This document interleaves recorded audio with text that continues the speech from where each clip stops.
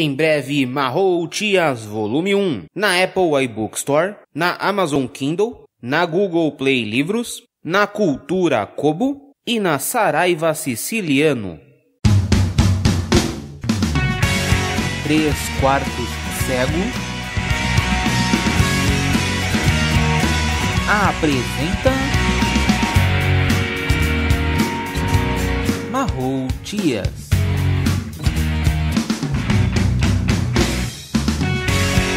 Escrito por Danilo Sanches Ferrari.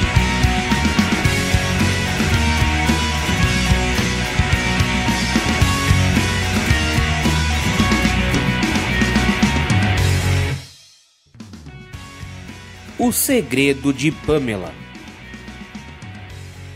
Lady Anne não parava de disparar bolas de fogo contra os homens do batalhão de choque. Stephanie estava suando para proteger as amigas e a si mesma das balas. Jéssica e Tatiane tentavam derrubar os presidiários, já que pelo pátio a fuga parecia ser mais simples. Por detrás dos soldados do batalhão de choque, que estavam fazendo uma parede de escudos, mais policiais foram chegando e mais tiros começavam a ser disparados. Jet foi atingida de raspão por uma bala, que lhe fez um furo em uma das mangas, além de fazer sangrar. Bolinha entrou em desespero, pois tudo o que não precisavam era que a polícia conseguisse uma amostra de sangue. Ela juntou toda a força que tinha, colocou uma mão na direção dos detentos, outra na direção dos soldados, fazendo sair enormes jatos de água, que atingiram em cheio os dois alvos. As chamas de Lady Anne e a água de Tatiane colidiram, criando uma grande quantidade de vapor quente que passou com facilidade pelos escudos da tropa de choque.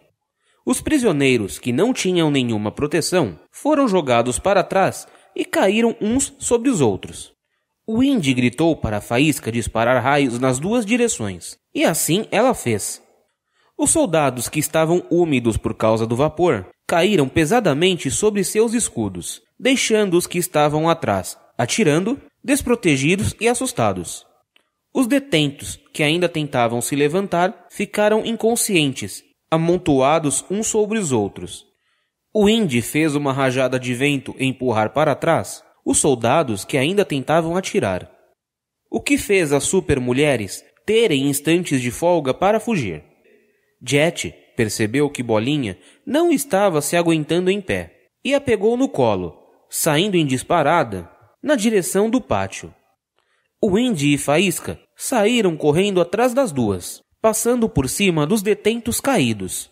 No pátio, homens com um tipo de lança improvisada correram na direção de Jet e Bolinha, mas a mulher de vermelho saltou e voou por cima do muro. Faísca disparou raios derrubando os lanceiros e foi agarrada por o Indy, que também saiu voando por cima do muro. Uma quantidade incalculável de aves se aproximou das quatro, impedindo que os soldados em terra e o helicóptero da polícia militar pudessem perceber para onde as mulheres iam. As redondezas da penitenciária eram preenchidas por mata atlântica, e Lady Anne encontrou um lugar relativamente plano para descansarem e ainda terem a proteção das copas das árvores. Stephanie ficou bastante assustada quando viu Tatiane inconsciente. Jéssica verificou as condições da amiga e constatou que ela estava viva.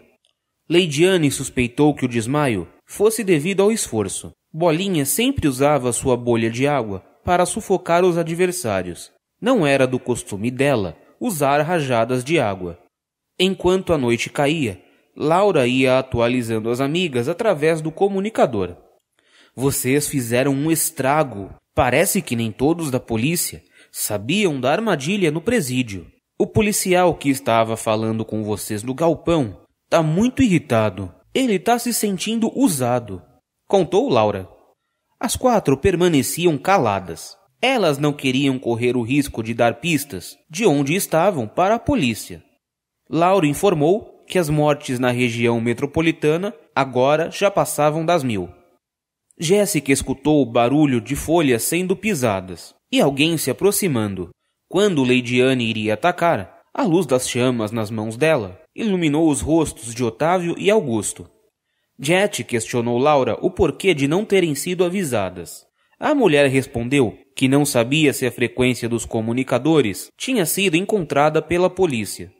Leidiane falou que os homens podiam ter se machucado, mas ninguém deu bola, pois a cena de Otávio abraçando a filha chamava mais a atenção. Augusto falou para todas desligarem os comunicadores e falou: "Quando a gente ficou sabendo que vocês estavam aqui, a gente montou uma base na casa dos pais da Pamela, já que eles moram aqui perto." Jéssica pediu para irem rápido, pois estava começando a ficar preocupada com Tatiane, pois ela ainda não tinha acordado. Todos foram caminhando por entre as árvores, iluminados pelo luar que passava por entre as copas das árvores. Quando eles saíram da mata, as supermulheres se deram conta que estavam num bairro de periferia, com várias casas humildes grudadas umas às outras. Algumas coisas ali tinham uma aparência bem estranha.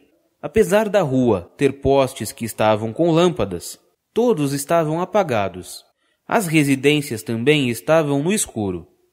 Eles caminharam rapidamente pela borda da mata, por trás das casas, que não aparentavam ter portas dos fundos, exceto uma, que era justamente para onde estavam indo.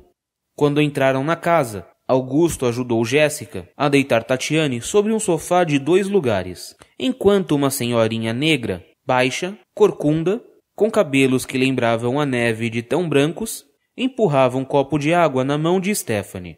O cômodo onde estavam era relativamente grande, tendo um sofá de 2 lugares, uma poltrona, uma estante com uma TV de 32 polegadas, uma mesa com 4 cadeiras, fogão, pia e geladeira, além de uma escada bem estreita que levava para o andar de cima.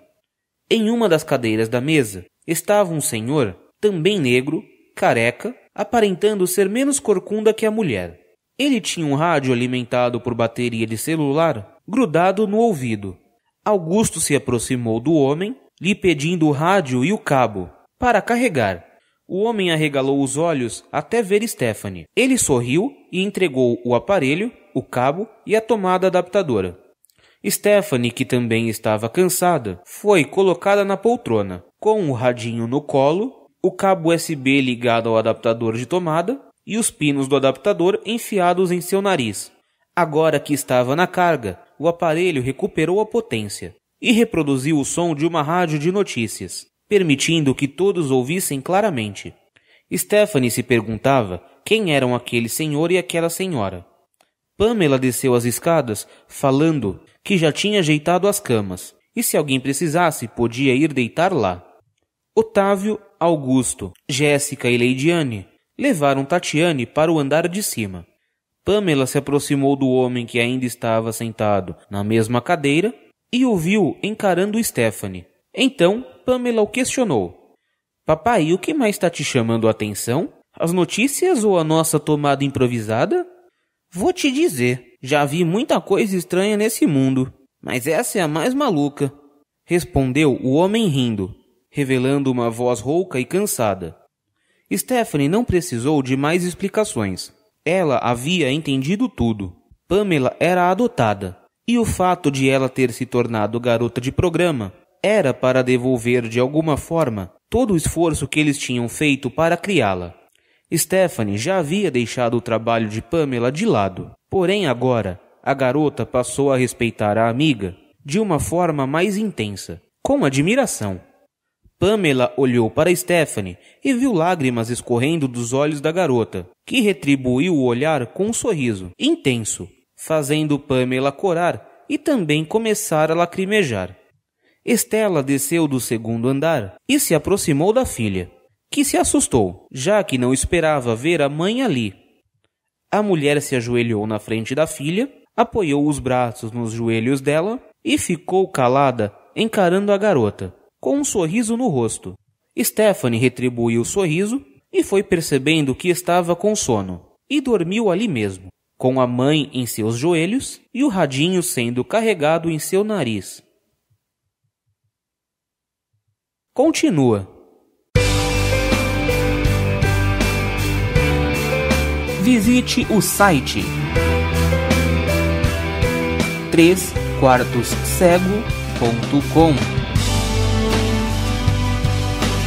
Entre em contato através do e-mail